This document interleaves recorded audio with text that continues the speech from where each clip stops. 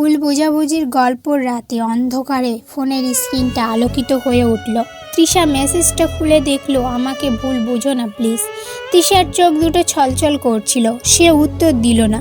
হৃদয়ের গভীরে কষ্টটা আরও বাড়ল। শুভকে তো সে ভালোবেসেছিল মন থেকে, কিন্তু শুভ কেন এমন করলো? সব কিছু ঠিকই চলছিল, কিন্তু হঠাৎ করে একদিন তৃষা শুনতে পেল শুভ অন্য এক মেয়ের সঙ্গে কথা বলছে, হাসছে, সময় কাটাচ্ছে। কেউ একজন ছবি তুলে পাঠিয়েছিল তাকে।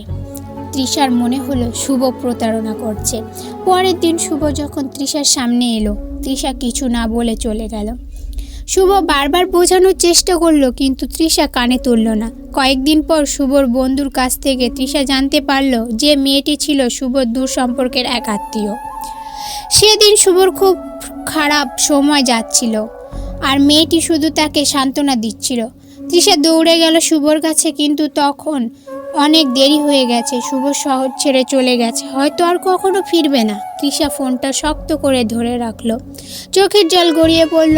ভুল বোঝাবুঝি কখনো কখনো ভালোবাসাকে চিরতরে দূরে নিয়ে যায়। শুভ চলে যাওয়ার পর তৃষার জীবন যেন থমকে গিয়েছিল। রাতগুলো দীর্ঘ হয়ে উঠেছিল। প্রতিটা মুহূর্ত কেবল শুভ স্মৃতিগুলো মনে করিয়ে দিত। সে শুভকে খুঁজতে চেয়েছিল, কিন্তু খুঁজবে কোথায়?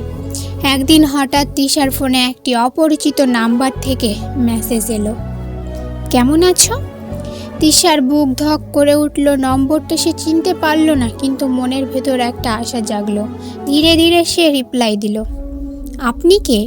পাশ থেকে উত্তর এলো, তৃষা, আমি শুভর বন্ধু অর্ণব। তোমার সঙ্গে দেখা করতে চাই, জরুরি কথা আছে। তৃষা দ্বিধায় পড়ে গেল, তবে এক সময় রাজি হলো। পরের দিন সন্ধ্যায় ক্যাফেতে দেখা করলো অর্ণবের সঙ্গে।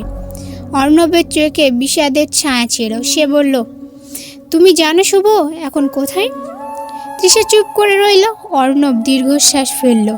ও এখন হাসপাতালে, খুব অসুস্থ। ওর লিভারের সমস্যা হয়েছে, আর খুব তাড়াতাড়ি ওর একটা ট্রান্সপ্লান্ট দরকার। তৃষার চোখ ছলছল করে উঠল। সে বিশ্বাসই করতে পারছিল না শুভর সঙ্গে দেখা করতে হবে। অর্ণব বলল, ও এখন কলকাতায় এক হাসপাতালে ভর্তি। তুমি যদি চাও আমি তোমাকে নিয়ে যেতে পারি।